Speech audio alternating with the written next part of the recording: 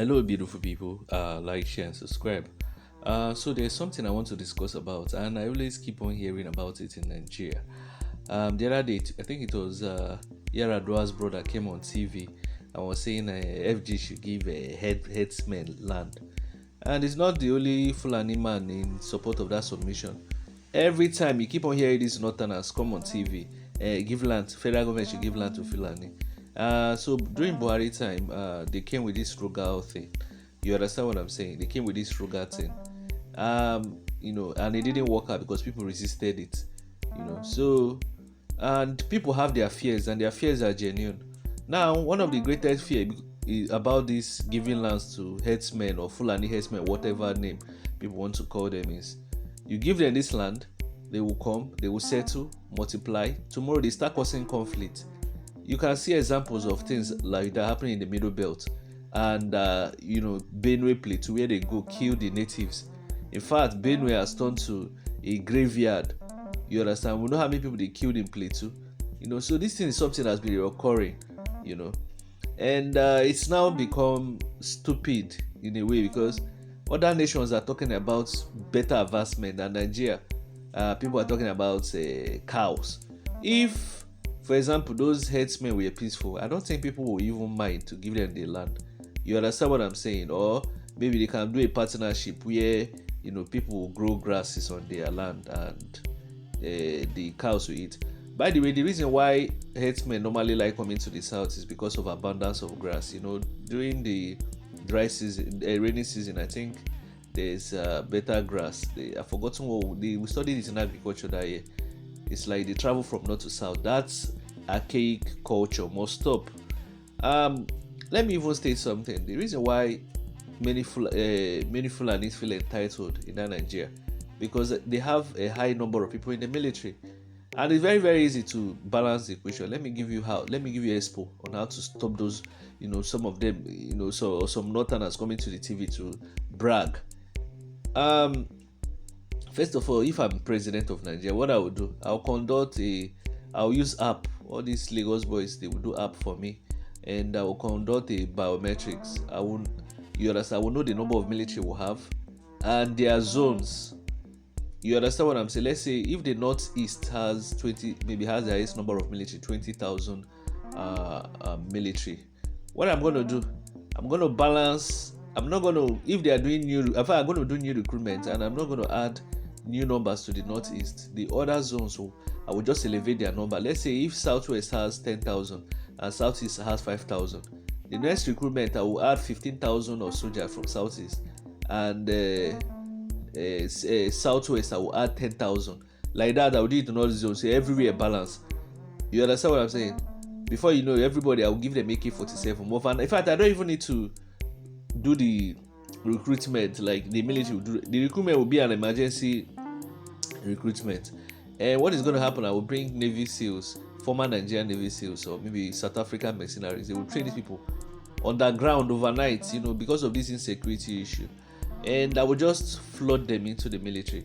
Or I might not even flood them into the military immediately. I will just call them forest guard, just to create that balance, And they will do all this amphibious training and etc. etc.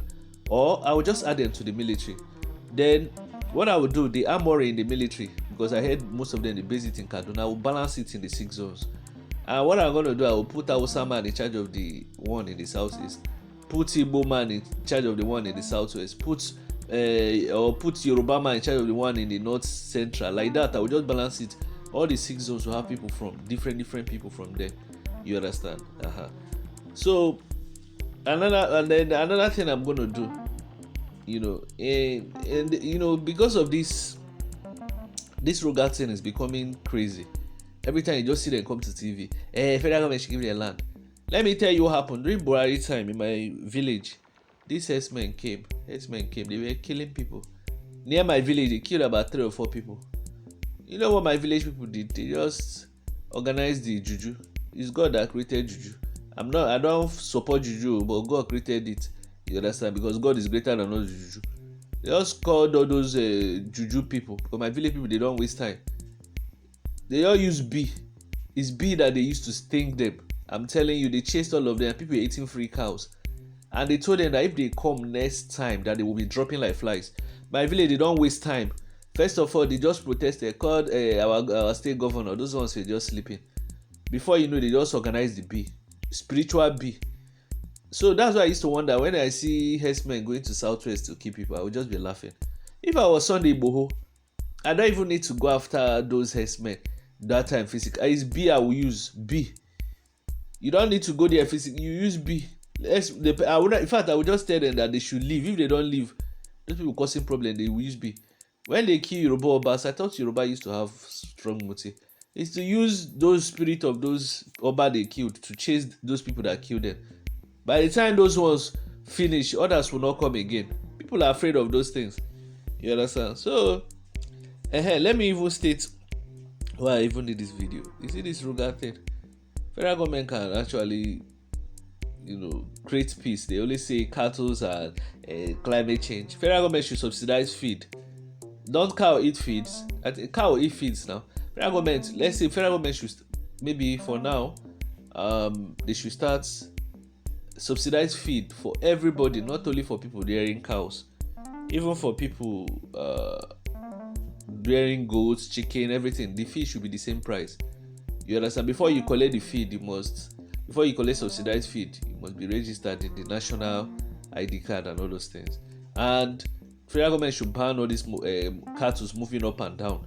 And these are things that are simple, but they always make it look as if it's complex and all those things. That Nigeria, you just see old people behaving like, let me not insult them, sure. Some old people, they don't have sense in that Nigeria. You understand? You think they have sense. It's not by old age. You see people supporting primitive behavior. Other countries are talking about how to grow genetically modified food that will feed the whole nation, and advancements in other things, technology and all those things. Coding. Nigeria, we are not even talking about teaching all from primary to university level coding. They are talking about every minute they will come on TV. Cow. Gosh, which kind of country? Sometimes I'm not gonna lie, these days sometimes I used to regret why I was born in Nigeria. Every country has problem, but you see the things happening in Nigeria, in this Africa, I don't even know whether Congo and Nigeria, whether I feel like they are almost on the same bracket. Things happening in Congo is crazy. When you watch videos, Nigeria will be seeing some kind of nonsense. And I've given you my own overview. Let me know whether you agree or disagree with this my solution. They should just subsidize feed, make it the same price for both cattle rearers and everybody. You understand? And enforce it that nobody should move cattle around. People should sell their cows and use feed to be feeding it. You understand? When there is grass, they should go and cut grass. After all, we will have goats. We used to go, and our goats stay in our house. We used to go and cut grass and breed for the goats. Please, we should stop this primitive talk every minute. Nonsense.